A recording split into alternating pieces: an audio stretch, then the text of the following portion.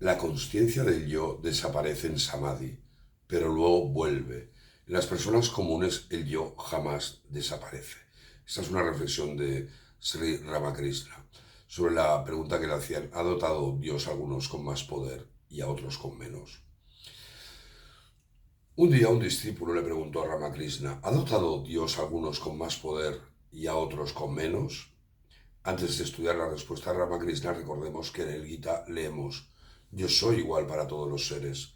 Conmigo no hay ni desfavorecidos ni favorecidos, pero los que me adoran con devoción están en mí y yo en ellos.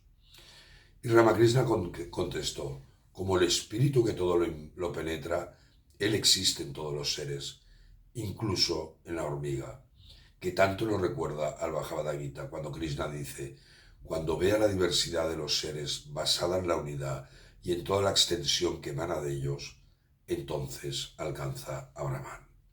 Y el maestro prosiguió así con su explicación: pero la manifestación de su poder difiere en los diferentes seres. De otra manera, ¿cómo puede una sola persona poner en fuga a 10, mientras que otra no es capaz de enfrentarse tan siquiera a una persona? ¿Y por qué toda la gente te respeta?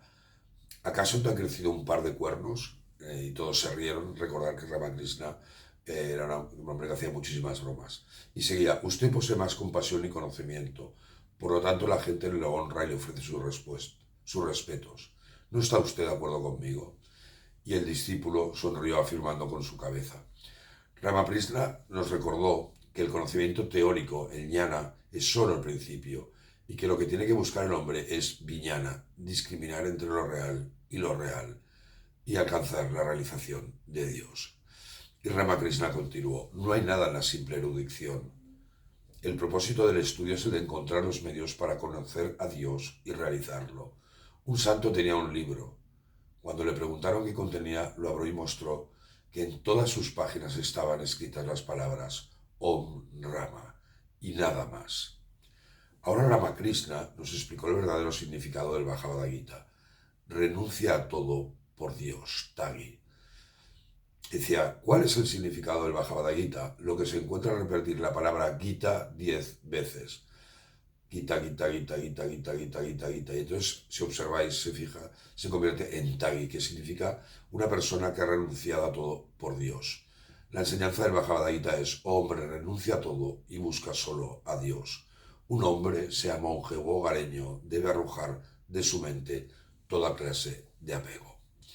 Me he olvidado de presentaros a Sri Ramakrishna Paramahansa, perdón, que es este de aquí, una persona clave para entender la espiritualidad no solo de India, sino del mundo entero. Querido buscador, intenta repetir Gita 10 veces. ¿Te sale Tagi? Para Ramakrishna eso era el significado del Bhagavad Gita. Seguidamente nos contó esta interesante historia sobre Chaitanya Mahaprabhu, un santo indio del siglo XV, considerado como el avatar combinado de Radha y Krishna. Y os leo: Chaitanya-deva emprendió una peregrinación al sur de la India. Un día encontró a un hombre leyendo el Bhagavad Gita. Otro hombre, sentado a cierta distancia, escuchaba y lloraba. Sus ojos estaban anegados en lágrimas.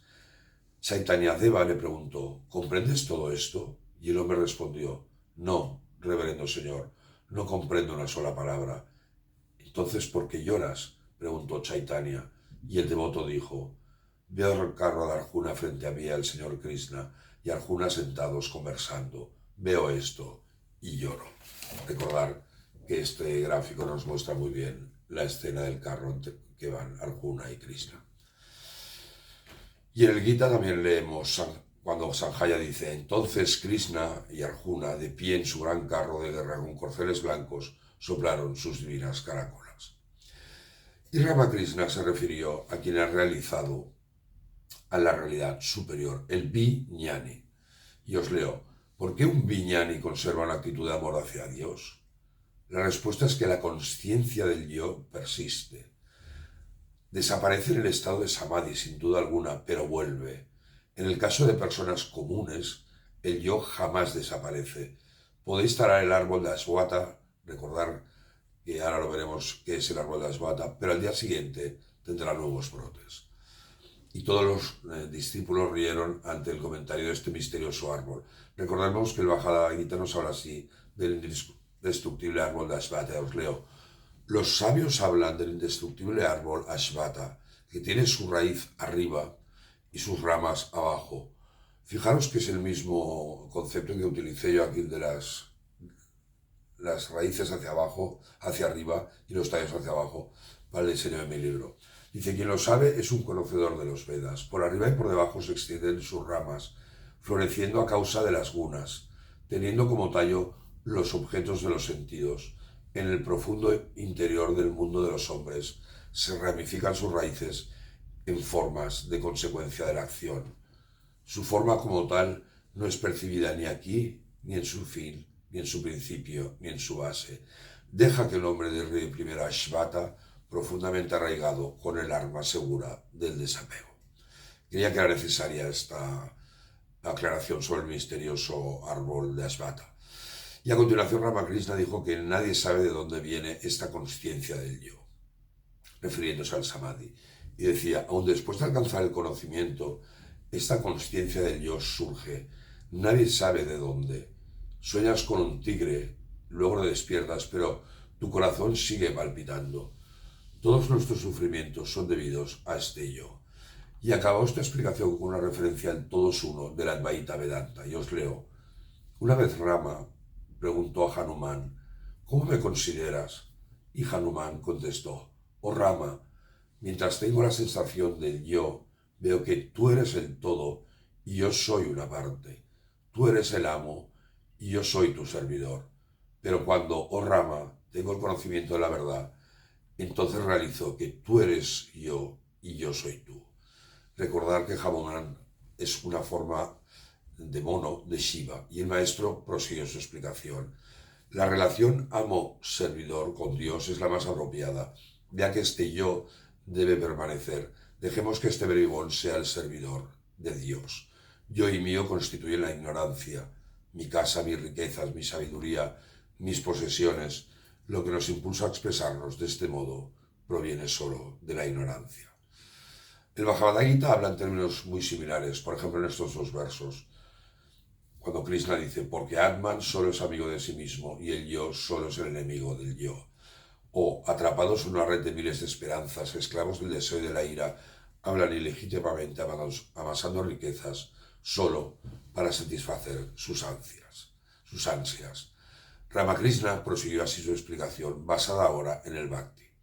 Por el contrario, la actitud hacia el conocimiento es, oh Dios, tú eres el amo y todas esas cosas te pertenecen.